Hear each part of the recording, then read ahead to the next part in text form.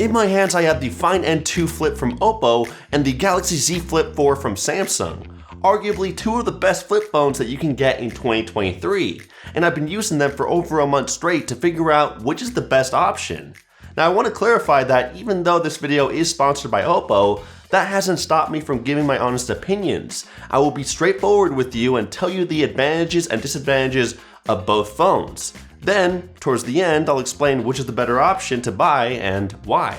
Now this is OPPO's first flipping phone, not to be confused with their first folding phone. That would be the Find N. But this is the first device that folds vertically. On the other hand, Samsung has been in the folding game way longer, at least publicly, and has been releasing flipping phones since 2020.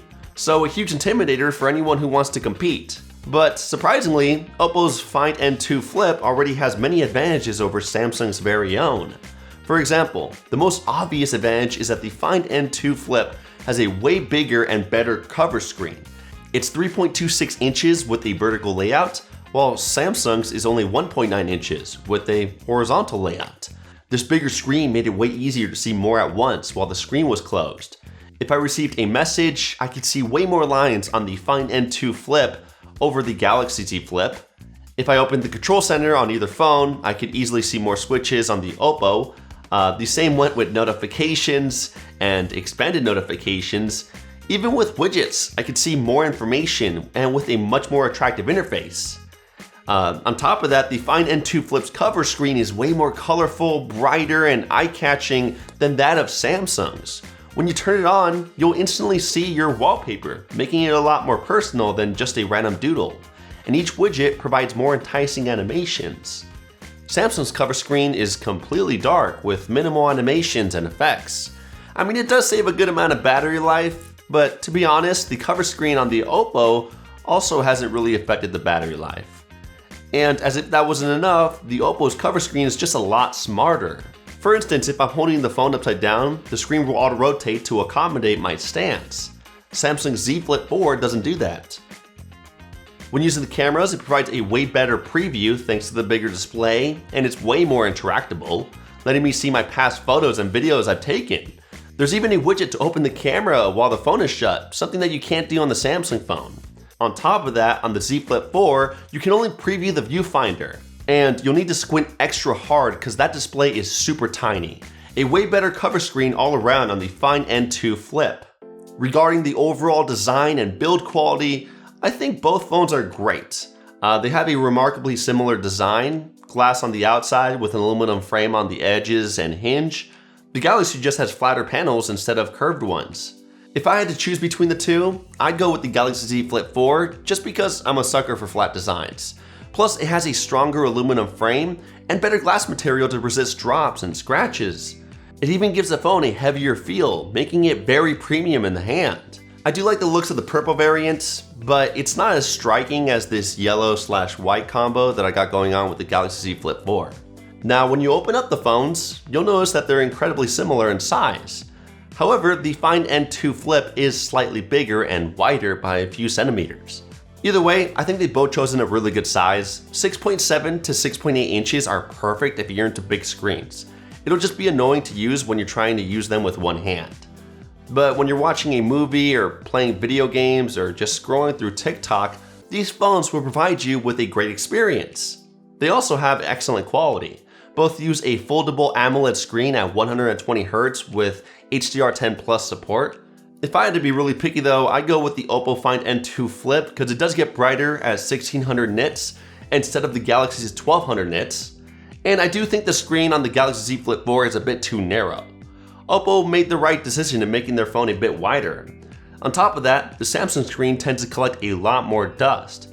And that mostly has to do with the U-shaped construction of the hinge, not letting the screens close all the way. You can even see down the middle if you look closely. By contrast, the OPPO phone's hinge uses a water drop design, providing that tighter bond after folding it.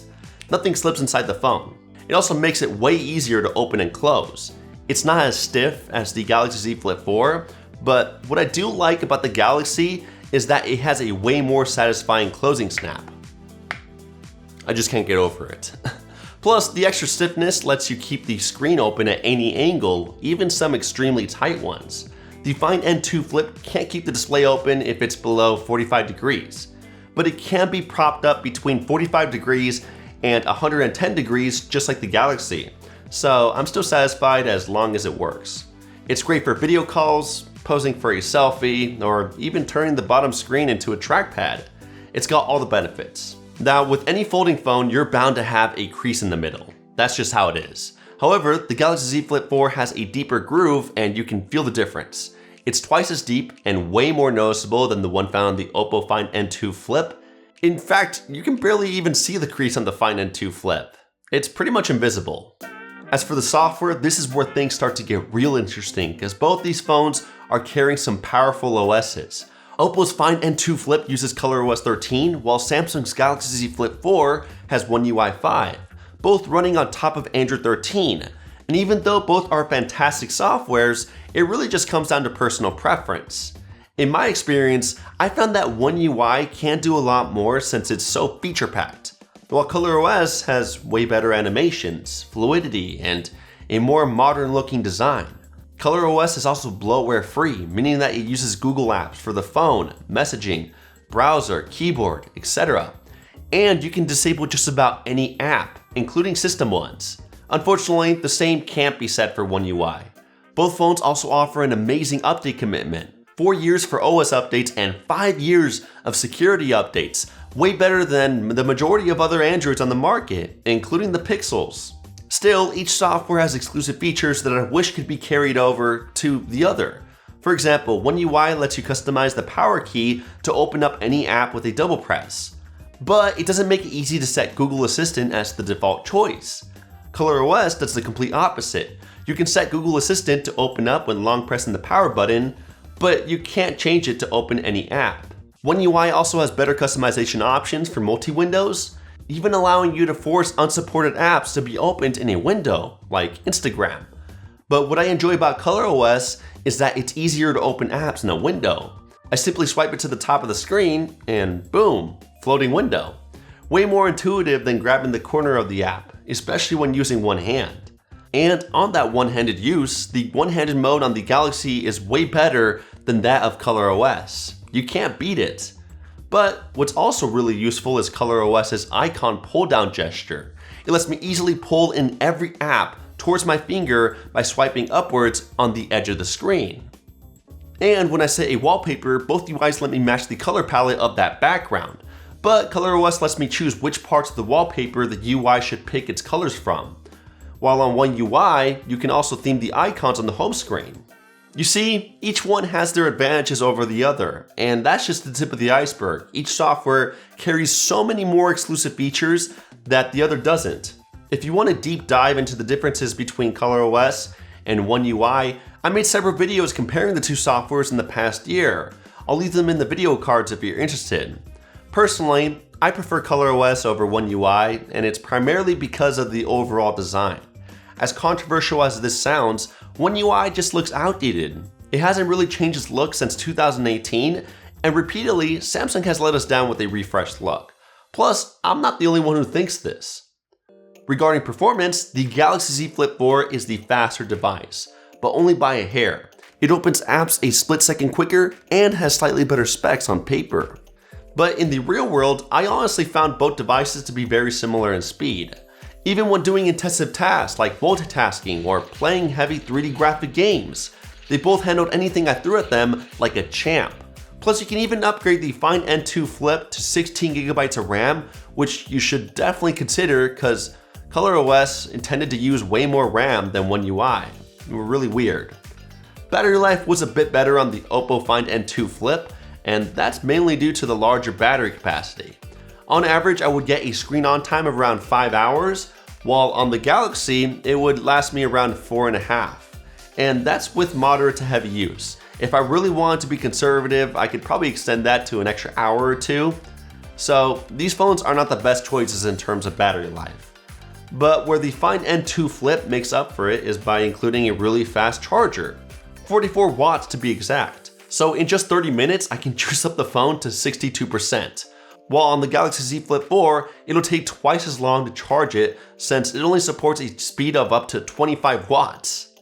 And unlike the OPPO phone, you don't get the charging brick in the box. Pretty annoying. Flipping the script though, the Galaxy Z Flip 4 does come with wireless charging and reverse wireless charging, something that the OPPO phone doesn't come with. A huge compromise if you're trying to stay away from cables. So both phones have their ups and downs. And the same thing can be said about the cameras. Both phones come with a total of 3 lenses, 2 on the outside and 1 on the inside. They both have a wide lens and an ultra wide for the rear, but the Galaxy Z Flip 4 has way more advantages. It supports OIS on the primary lens, HDR10 Plus for video recordings, the ultra wide lens has a bigger field of view, and you can record in 4K with the front camera. The Find N2 Flip supports none of these things, so that's definitely something to consider. Still, both phones did a great job with daylight shots, especially with the main lens. They each provided lots of detail, accurate shadowing, and great exposure. The ultra-wide on both phones aren't as amazing though. They would usually overexpose smaller details and the colors weren't as accurate. But I will say that with the primary lens, OPPO's Flip device did provide more natural looking colors. The Galaxy Flip tended to oversaturate the shots to make them pop more. But hey, some people may prefer that look for social media. When it comes to nighttime shots, the OPPO phone did a much better job than the Galaxy Z Flip 4. It made the sky look a lot blacker and realistic, while the Samsung phone made the sky look like a dark blue color. It also did a much better job of not overexposing the shots, providing accurate colors, and even making signage and lamps look perfectly lit without overblowing the highlights. As for video recordings, both phones can record at up to 4K resolution with the rear cameras, but I honestly prefer the footage that came from the Galaxy Z Flip 4, and that's primarily because it has OIS. The OPPO Find N2 Flip uses EIS to deliver steady shots, but the movements look a lot more robotic and stiff. As for any selfies taken with the front camera, both phones were okay. Nothing to be excited about. I did find the Galaxy Z Flip 4 to provide better coloring and exposure. For some reason the OPPO phone would give the shots a green looking tint. But I think both Samsung and OPPO are just hoping that you use the rear cameras if you're trying to get a really great selfie. So overall the cameras were okay, not jaw-dropping, but not terrible. Finally, both these phones have a similar price point, reaching around $1,000. So they're not going to be cheap. After all, folding phones are still relatively new and everyone stops to look at it when I pull one out. The one that caught my attention more and provided a better experience was definitely the OPPO Find N2 Flip, by a long shot. To refresh your memory, it has a bigger and smarter cover screen, a way better hinge so that dust doesn't slip in and it's easier to close, a less intrusive crease in the inside screen, a way better battery life, faster charging speed, similar performance, almost identical in screen size, and better camera performance at night. The only big things you're missing out on are wireless charging and reverse charging and OIS for the cameras, which the Galaxy Z Flip 4 does have. Still, if you don't mind missing out on these extras, then I don't see why you shouldn't go with the OPPO Find N2 Flip over the Galaxy Z Flip 4. Anyways, that's been my experience. If you enjoyed this comparison, a quick thumbs up will go a long way, and make sure you get subscribed with the notification bell turned on because we're releasing a video every week and you're not going to want to miss out. Also, I'll be tagging some of my favorite OPPO and Samsung phones within the YouTube product tag feature sponsored by YouTube themselves. So be sure to check that out if you're interested. Either way, thanks for sticking to the end and I'll catch you guys in the next one. Kapow!